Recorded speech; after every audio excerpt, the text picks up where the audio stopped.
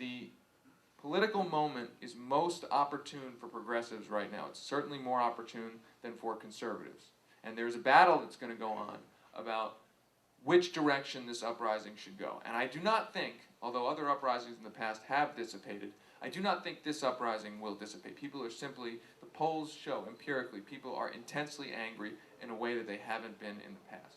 So we're not facing a situation like the 1850s or 1890s where you had a nativist uprising, for instance, that just dissipated. This is, again, more like the late 1970s or mid-1970s where you had that uprising start after Watergate. And when Jimmy Carter won, and it wasn't represented in the political culture or the political system, that uprising didn't go away, it intensified.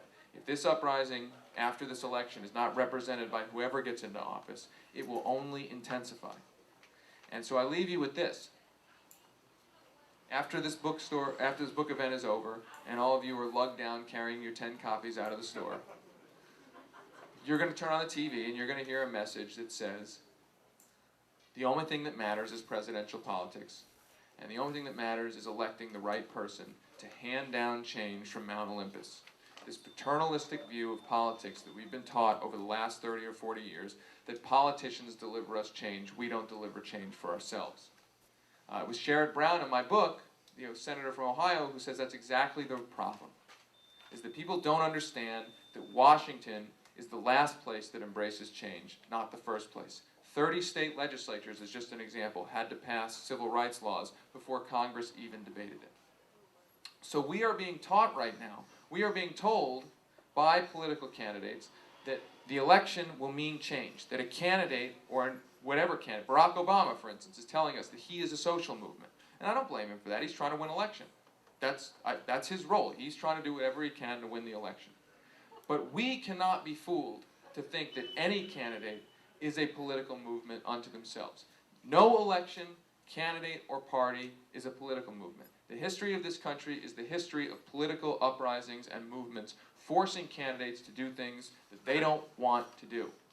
Remember when Hillary Clinton, and I'm not picking on her, but you remember when she said that comment about Lyndon Johnson, that Martin Luther King needed a president to pass civil rights laws, and people said, oh, that's, they were sort of race-tinged. I didn't believe it was race-tinged, although I certainly think other parts of the campaign message has been race-tinged. I didn't find a problem with that being race-tinged. What I found a problem with that was that it fundamentally misunderstands how power works in this country. Presidents like Lyndon Johnson are forced to accept change because movements force them to accept it. What happens is that the political dynamics must be changed so for the politician to think that change is more politically safe than status quo. You have to make the change position more safe, more of an opportunity for the politician than the status quo. All of these politicians are professional weather vanes.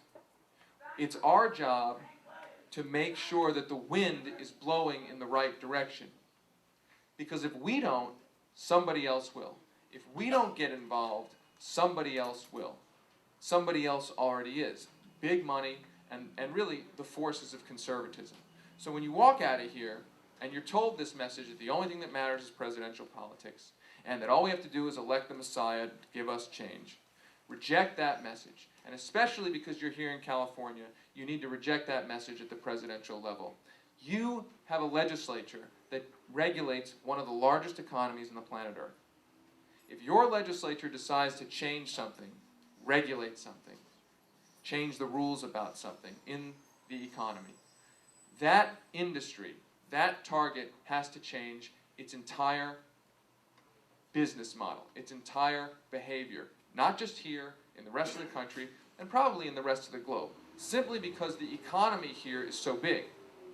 So if you're the kind of person who focuses, you live in California, you focus all your attention and your activism and your energy on the presidential level, you're leaving a huge amount of power on the table. You are leaving a huge opportunity on the table. When I lived in Montana, a small state, we didn't have the kind of power, our legislature doesn't have the kind of power that your legislature does. I, as a Montana voter, did not have the kind of power that you had. And I would have liked to have that power. So when you walk out of here, remember, you are powerful in ways that the media doesn't want you to remember that you're powerful. And that if you get involved in this uprising in the right way, in the targeted way, in a power that in a arena that maximizes your power, you can really change things. And that sort of sounds like a cliche, but I'll give you another one, which is even more true, again, because we're here in California. You have the opportunity, more than anybody else in this country, almost anybody else in this country, that when you act locally, you actually do act globally, because this is such a big and important state. And so I hope when you read the book, you decide to get involved in this uprising, because there's two possible outcomes here. There's not three. There is not the outcome that something won't happen out of this uprising. There's only two outcomes. There's either we look back 20 years from now and say this was the beginning of the end, or we look back 20 years from now and say this was the beginning of when we finally started turning things around. I hope it's the latter. I need it to be the latter for the kids that I haven't yet had.